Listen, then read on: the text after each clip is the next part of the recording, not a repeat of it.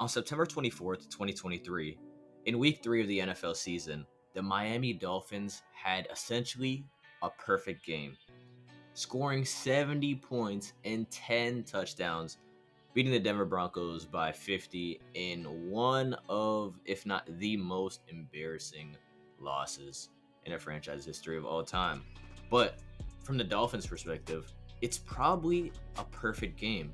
And when I say a perfect game, there is no way to play a completely perfect game, but the Dolphins as a team played as close as you can get. I mean, I don't know of any other NFL game that has ever been played that a team, especially on offense, played as well.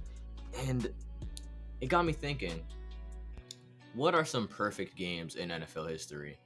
And like I said, there's really no way to be completely perfect in an NFL game. Positionally, it's possible, and that's what I wanted to explore today.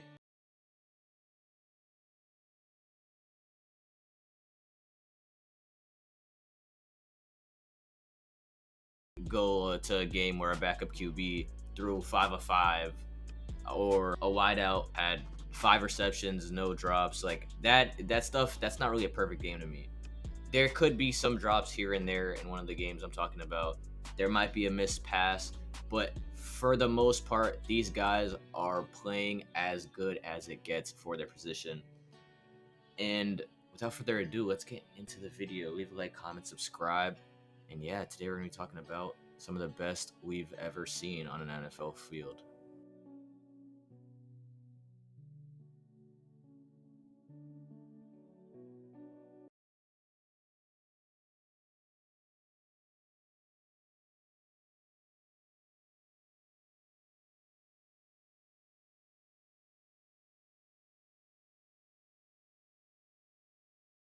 Is behind Randy Moss and Jerry Rice in most people's eyes only.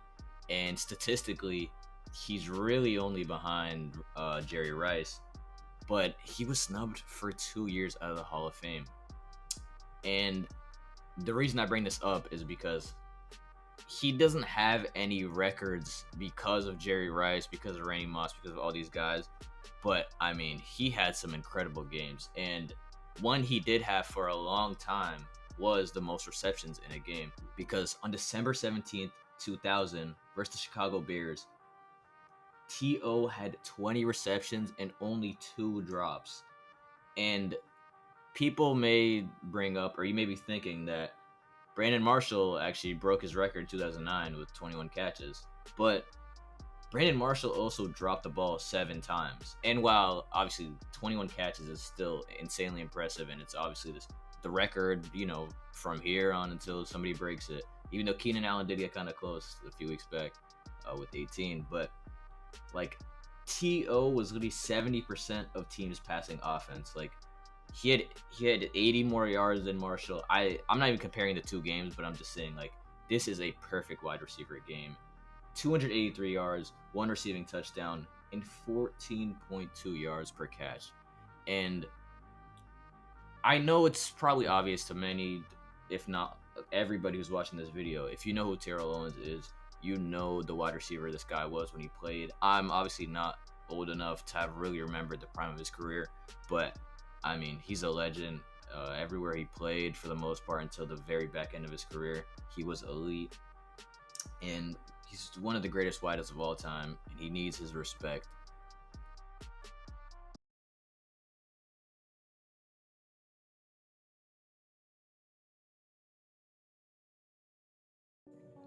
Rob Bironas was a kicker for the Tennessee Titans.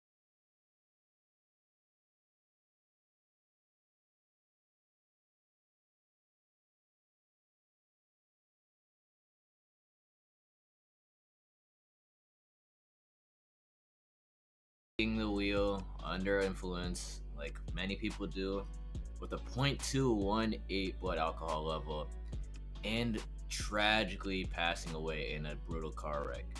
And I was actually not aware of who Rob Baronis was before this video, and I hope more people do get to learn about this guy. I mean, it's tragic. A lot of NFL players don't know how to deal with life after.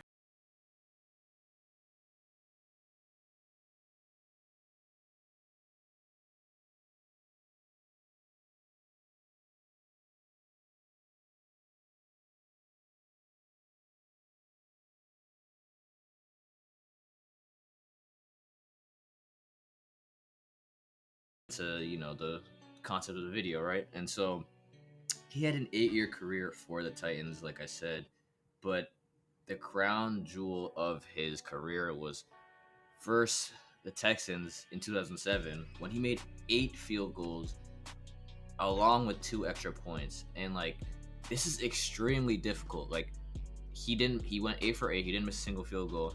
And the degree of difficulty on this is very hard. I mean, Greg Zuerlein just last night missed a very important field goal versus the Kansas City Chiefs. And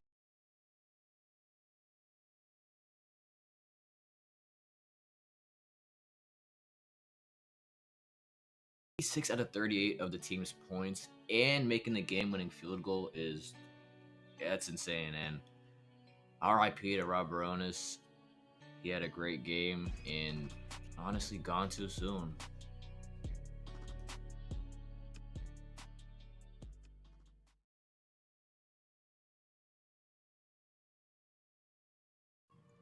Drew Brees is obviously one of the greatest quarterbacks we've ever seen.